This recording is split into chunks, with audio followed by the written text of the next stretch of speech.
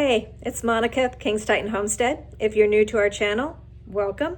And if you are somebody who's been with me for a while, thanks for returning.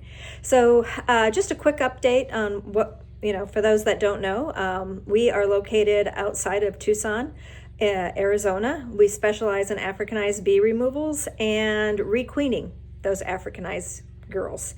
So basically, today's video is about bees.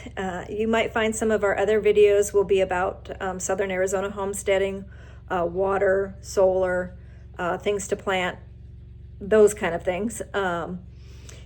But today's is a beehive that was under a shed floor. So we got this call to do the removal, and when Zach and I arrived, we used our thermal imager to first locate the heat signature of the colony. And it was pretty small red spot in the floor. So we chose a size to cut around that red spot, a little larger, of course, because bees don't keep their honey or their empty comb warm. So the colony would be larger than what the heat signature is. So we did that. We cut open. That's what you'll see here. All right, go for it. Oh, wow, they're full. Yeah, they've been here a while, but boy, they got small. Look at that. Not very many in there. Mostly it's a cleanup job. And you'll notice the size of the amount of bees was extremely small. This colony was dying, and what we found was that my eyes are bad at night, so I rely on Zach, who's got a lot younger guys than mine. We look for eggs, and what we found was multiple eggs in the cells, which is a sign of laying workers. Then there was one queen cell that really was small, just not a very viable looking queen cell. And I don't know, my assumption would be that they lost their queen somehow, or they swarmed and they raised another queen or multiple queen cells, and maybe this one was stung and then died in her cell like that. Or maybe the temperature fluctuated, something happened, and the queen that we pulled out of that cell was just, not viable. She was dead. So they had no queen, and they were going downhill from that. So that's what you'll see here.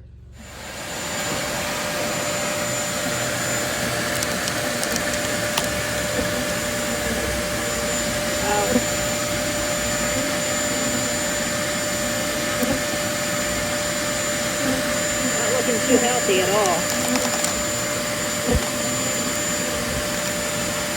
No brood. Is that a queen cell right there? Yep.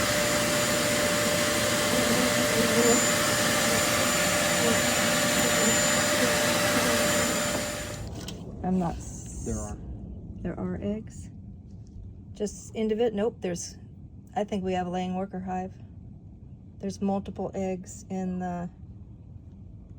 Oh, yeah. Look at that. Yep. See that? This is a great video to be able to show, because it's showing up really good against this dark comb. Look at how many are in that one right there. Yeah, it's a laying worker hive. They were doomed. Okay, so just check this open. Oh, look at that. Yuck. Not working. See that? I colored my nails for a Christmas party.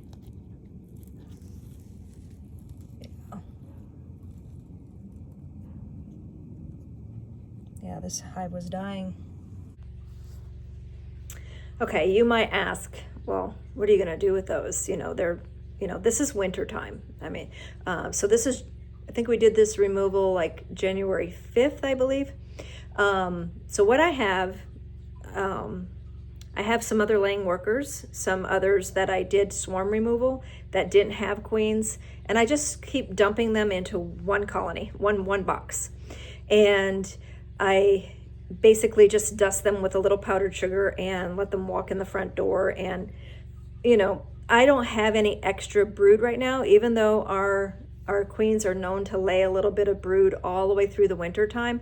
I didn't want to hurt another colony to steal a frame of brood to save a laying worker hive this time of year. Now, we've had a really warm winter, but we're starting to have some cold temperatures. Like yesterday morning, we woke up to like 25 degrees. So it's starting to, you know, we're starting to have the temperatures we should have had earlier. But I'll be going into my Africanized hives, and when I find an Africanized queen that is laying up a storm, I will borrow a frame of brood from her that has like the 1 to 3 day old eggs in there, and I'll give it to this laying worker hive. Right now they're living. So they may or may not raise a queen. I am not giving them any resources. I'm just giving them stuff that came out of the bee removals. So I'm not like spending money on them. There's a little time involved because I do, check, or add to them kind of thing. But they're just going to see if they can live out and make it until spring, when we do have brood for them that we can share to them. And then if they raise a queen, then we will give them time to recuperate from that new queen laying and everything, and then we'll replace her with a European queen after that. So why would I not dump these bees with sugar, powdered sugar on them in the front of a queen right hive? It's because I don't want to take the chance that something may happen to that queen in the good hive. So basically it's just, that's about it. Laying workers, nothing I can do about that. So hope you enjoyed this video. Don't forget, like and subscribe if you have not, if you're just caught this out of the blue. So and then we are going to take you on the next video. We're going to go to a Cox removal, Cox bee removal for Cox Communications. We also got a very small cluster of bees from a Texas Ranger, and also from a soffit. So we've got some things coming up in the future videos, and mostly bees, but we will be hitting the gardens to see what kind of plants are surviving through these freezing temperatures. So till next time.